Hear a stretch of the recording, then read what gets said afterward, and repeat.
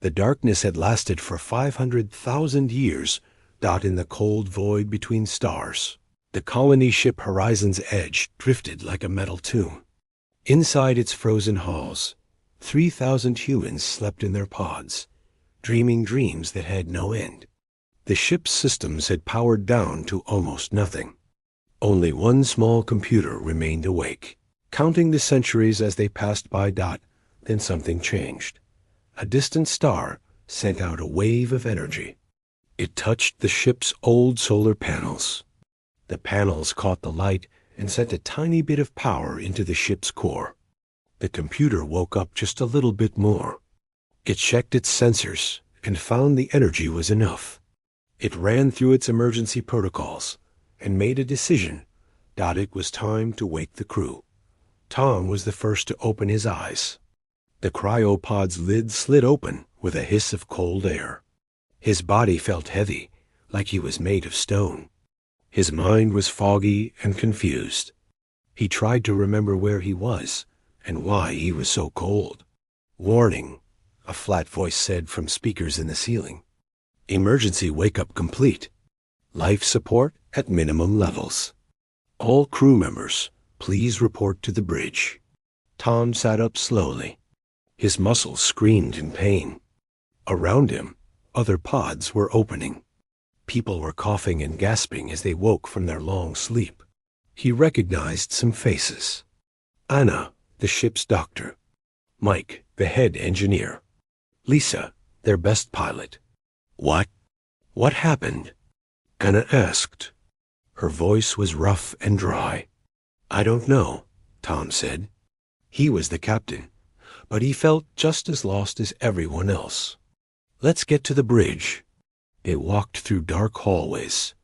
Emergency lights gave off a weak red glow. The ship felt wrong. Everything was too quiet, too cold. Tom had been on the Horizon's Edge for 2 years before the sleep. He knew every sound the ship should make. Now he heard nothing. The bridge was just as dark as the rest of the ship. Tom sat in his chair and powered up the main console. The screen flickered to life. Numbers and warnings filled the display. "This can't be right," Lisa said, looking over his shoulder. "According to this, we've been asleep for 500,000 years. The ship's AI interrupted. Its voice came from all around them. "Captain Tom, I apologize for the extended sleep period. There were complications." The bridge fell silent. 500,000 years. The number was too big to understand. Tom felt his chest get tight. "Show me Earth," he said quietly. The main screen changed. It showed their home world, the blue and green planet where humanity began.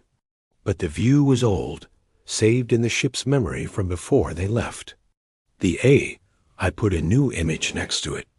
This one showed Earth as it was now. The planet was dark. No city lights. No ships in orbit. Nothing. What happened to them?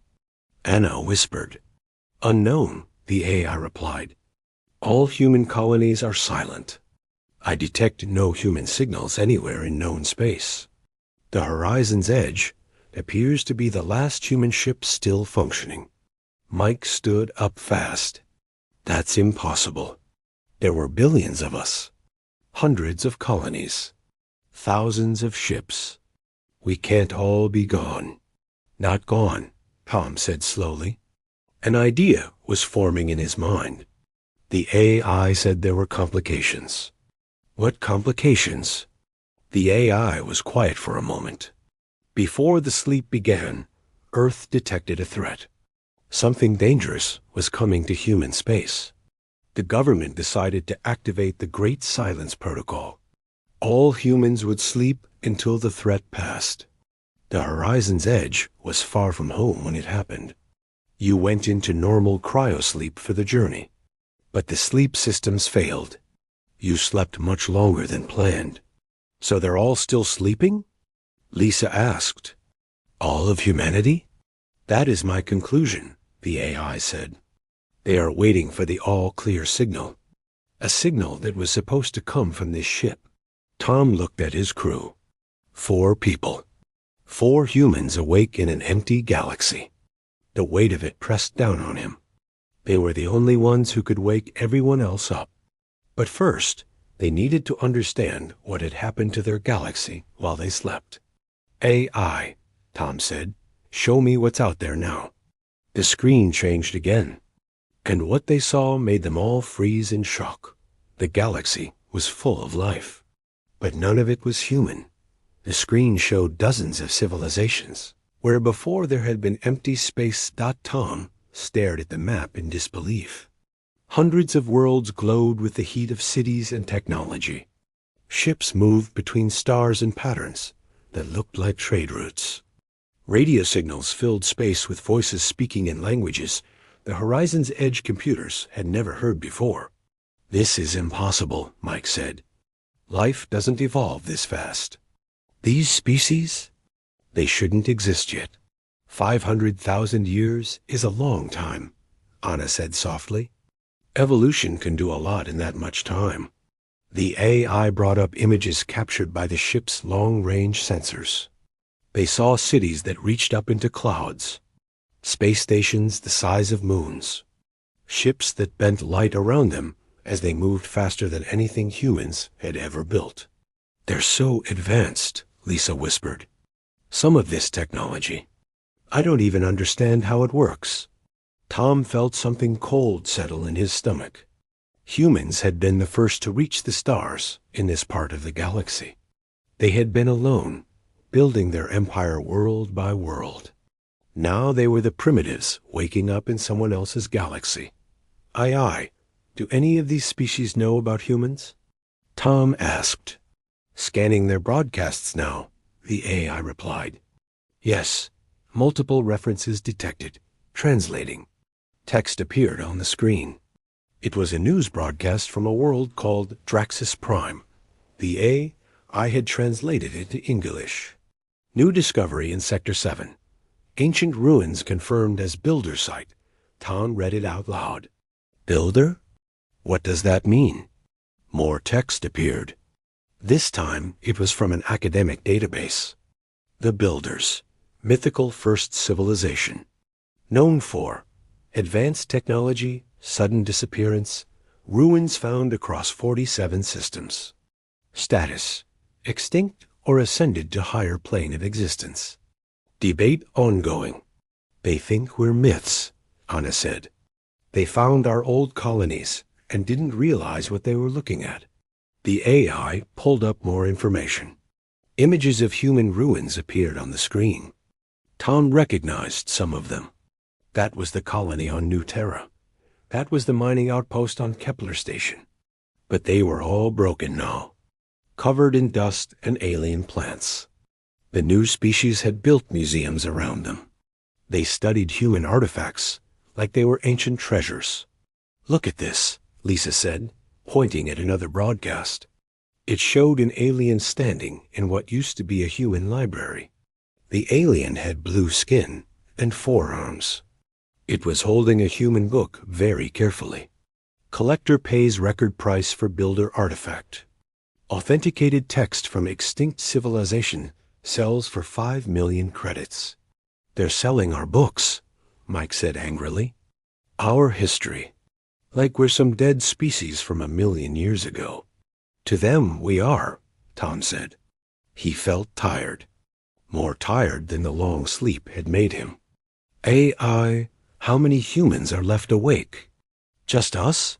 Scanning, the AI said. For a long moment, there was only silence. Then, detecting faint signals. 4 more sleeper ships have automatic systems still running. The New Dawn, the Promise, the Western Star, and the Beyond. Combined crew total, approximately 11,000 humans. All still in cryo-sleep. Can we wake them? Anna asked. Not yet, the AI said. Your pods were old military-grade systems. They lasted longer. The other ships have civilian pods. If we wake them now, in damaged ships with low power, many will die. We need to repair the ships first. We need resources. Tom understood what the AI was saying. They needed to go out into this new galaxy. They needed to trade with these alien species. Maybe even work with them. But if they revealed who they really were, if they told the galaxy that the mythical builders were back, what would happen? Captain, Lisa said quietly, what if they don't want us here? What if they see us as a threat? It was a good question. Humans had been powerful once. Their technology had been the best in the galaxy. Now these new species lived on human worlds. They mined human asteroids. They probably thought of this space as theirs. We need to be smart about this, Tom said. We can't just announce that humanity is back. Not until we know more. Not until we're ready. So what do we do? Mike asked. Tom looked at his small crew. 4 people against a galaxy full of strangers. But humans had always been good at surviving. Good at adapting. They had climbed from caves to stars once before. They could do it again. Asterisk.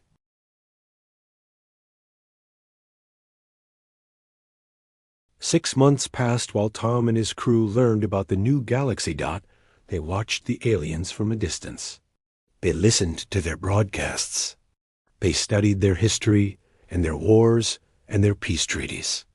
The galaxy had changed in ways both beautiful and terrible. Some species were kind and peaceful. Others were cruel and hungry for power. But all of them believed the builders' humanity were gone forever. Tom made a decision. They would reveal themselves, but carefully. They would start with one species. One that seemed trustworthy. The people of Veller were scientists and explorers. They had found more human ruins than anyone else. They studied them with respect, not greed. Their leader was a woman named Elder Kay. She had written books about the builders, wondering what had happened to them, and hoping they might return someday. Tom sent her a message. Just 3 words in the old human language. We are here. 3 days later, Elder Kay's ship arrived at the coordinates Tom had sent. The horizon's edge powered up its main lights for the first time in 500,000 years. Tom stood on the bridge with his crew, watching the alien ship approach. They're hailing us, Lisa said. Her hand shook a little as she pressed the button. Elder Kay's face appeared on the screen. She had smooth gray skin and large green eyes. When she saw Tom, those eyes went wide with shock. You're real, she whispered. The builders are real. You single quotes human? Yes, Tom said. We're human. We've been asleep for a very long time. Your people live on some of our old worlds now. We know this. We're not here to take them back. Elder Kay stared at him.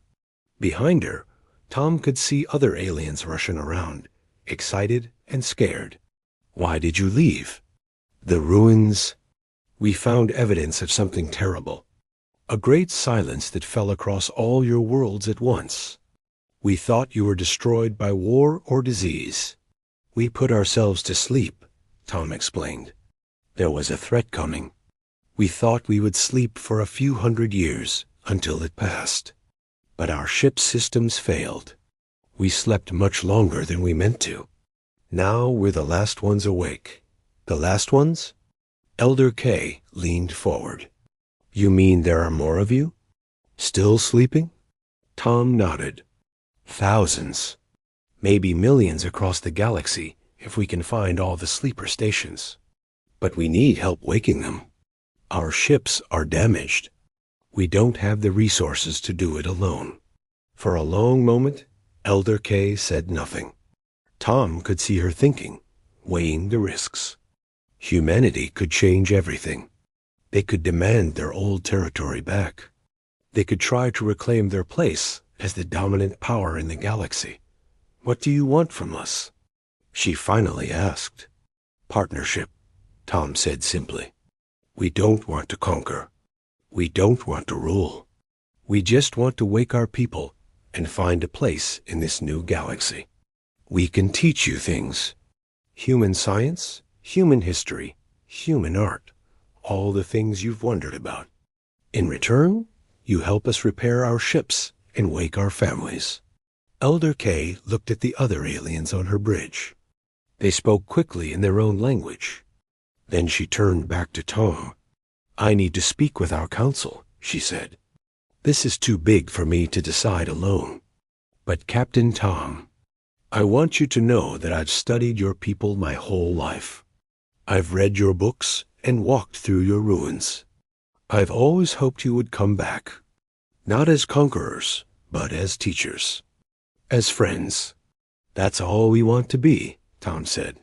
Over the next 3 months, more happened than Tom could have imagined. Elder Kay's people agreed to help. They sent engineers to repair the Horizon's Edge and the other sleeper ships. Word spread across the galaxy. Some species were afraid. Some were angry. But many were curious and excited. The new dawn woke first. Then the promise. One by one, humans opened their eyes to a galaxy they didn't recognize.